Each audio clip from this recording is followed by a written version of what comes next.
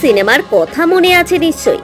সেই সিনেমার রাঞ্চো চরিত্রটির অনুপ্রেরণা ছিল লাদাখের বিশিষ্ট জলবায়ু কর্মী তথা শিক্ষা সংস্কারক সোনাম ওয়াংচুক। এই সোনাম ওয়াংচুকে লাদাখের রাজ্যে মর্যাদা ফেরাতে এবং হিমালয়ের ভঙ্গুর বাস্তুতন্ত্রকে রক্ষার দাবিতে গত 21 দিন ধরে দিন কাটালেন শুধুমাত্র একটু নুন আর জল খেয়ে।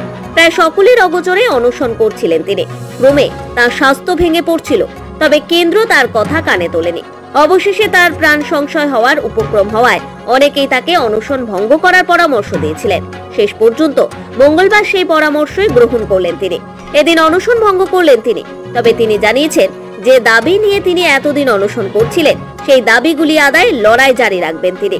গত 2019 সালের 5ই আগস্ট পূর্ববর্তী জম্মু ও কাশ্মীর রাজ্য ভেঙে জম্মু ও কাশ্মীর এবং লাদাখ এই দুই কেন্দ্রশাসিত অঞ্চল গঠন করেছিল কেন্দ্র। ভবিষ্যতে জম্মু ও কাশ্মীরকে ফের রাজ্যের মর্যাদা ফিরিয়ে দেওয়া হবে। রাজ্যে ভোট করার নির্দেশ দিয়েছে সুপ্রিম কোর্ট। লাদাখ অবশ্য কেন্দ্রশাসিত অঞ্চলই থাকবে বলে জানিয়েছে কেন্দ্র।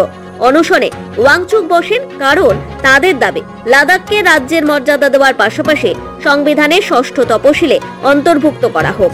সংবিধানের 6ষ্ঠ তপশিলে দেশের উপজাতীয় অঞ্চলগুলিতে জমির সুরক্ষা এবং নামমাত্র স্বায়ত্তশাসনের নিশ্চয়তা দেওয়া হয়েছে।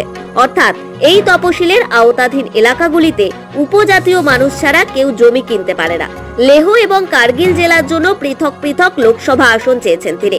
জমি এবং চাকরির একচেটিয়া অধিকার এবং একটি পাবলিক সার্ভিস কমিশন প্রতিষ্ঠার দাবিও জানিয়েছেন তিনি। এর পাশাপাশি বর্তমান কেন্দ্রশাসিত অঞ্চলের প্রশাসনের অধীনে লাদাখে শিল্প শোষণ চলছে বলেও অভিযোগ করেছেন তিনি।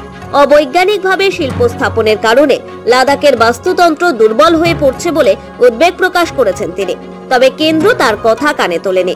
এদিন সোনাম ওয়াংচুকের অনশন ভঙ্গকে কেন্দ্র করে কেন্দ্রশাসিত অঞ্চলের বিভিন্ন অংশে জড়ো হয়েছিলেন হাজার হাজার মানুষ। ওয়াংচুকের প্রতি সংহতি প্রকাশ করেছেন তারা। কেন্দ্রশাসিত অঞ্চলের মহিলা সংগঠনগুলি জানিয়েছে এখন তারাও একই দাবিতে অনশন শুরু করবে। ব্যুরো রিপোর্ট, সময়, কলকাতা।